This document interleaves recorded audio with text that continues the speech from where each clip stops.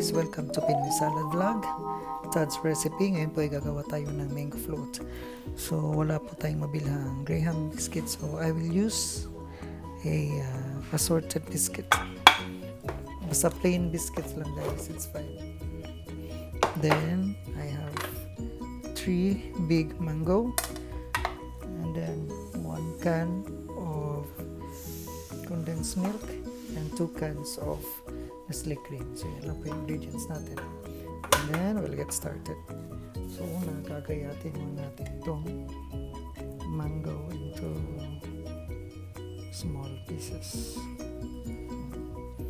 Manipis lang hanggang sa matapos yan lahat.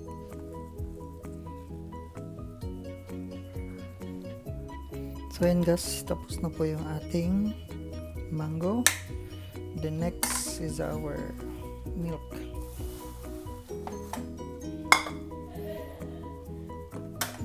So first, condensed milk.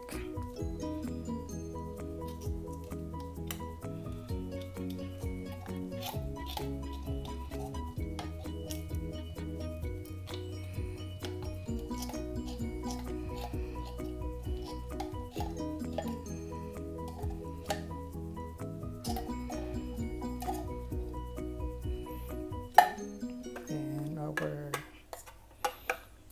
cream,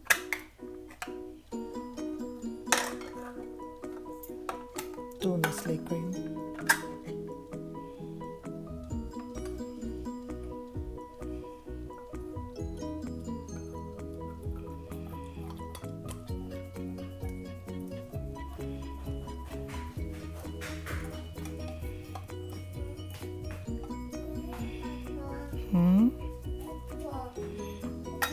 Kuya. So we'll mix together. Just mix all together.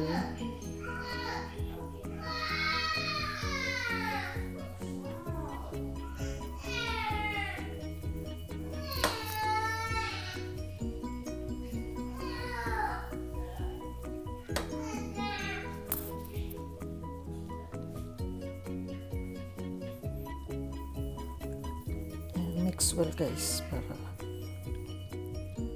even yung distribution ng ating milk, condensed milk and our Nestle cream.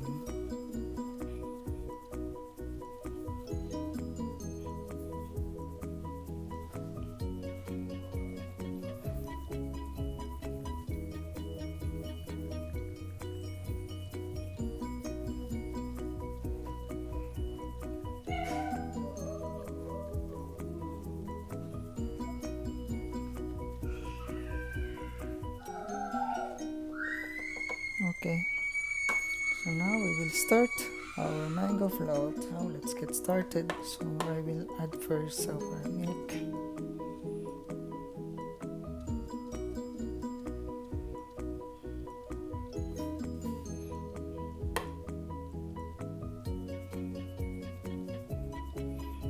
And our mango.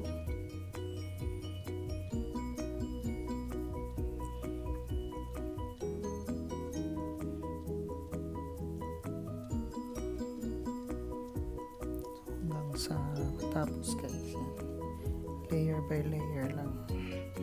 After that, milk again.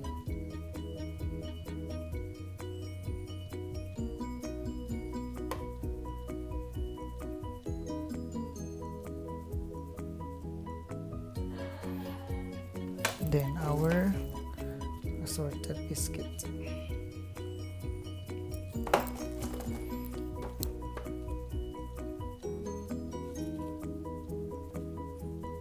Mas masarap to guys pag Graham biscuit. Wala tayong Graham biscuit. Ito na lang.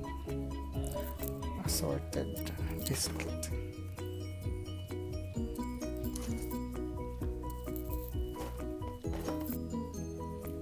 So any biscuit will do.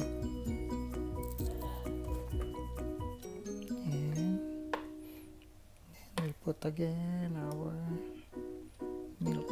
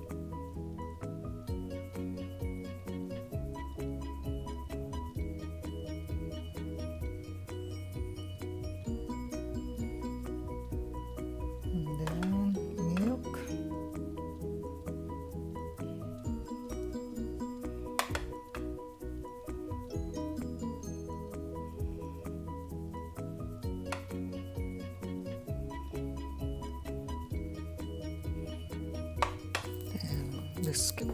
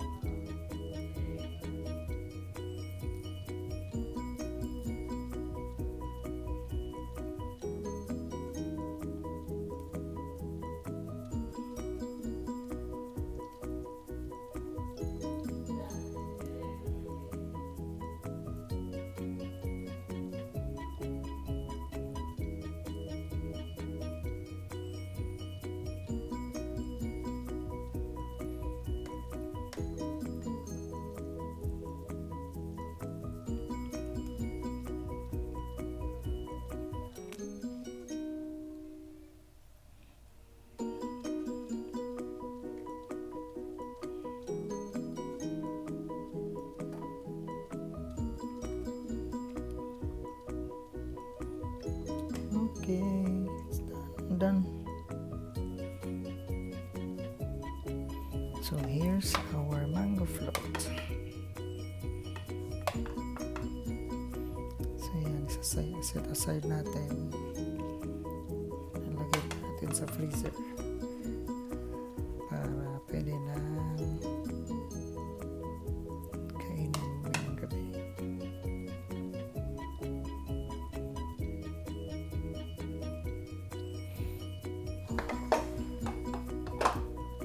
So here's our mango float. Please don't subscribe. Please don't forget to subscribe my YouTube channel, Pinoy Salad Vlog. And guys, thanks for watching, guys.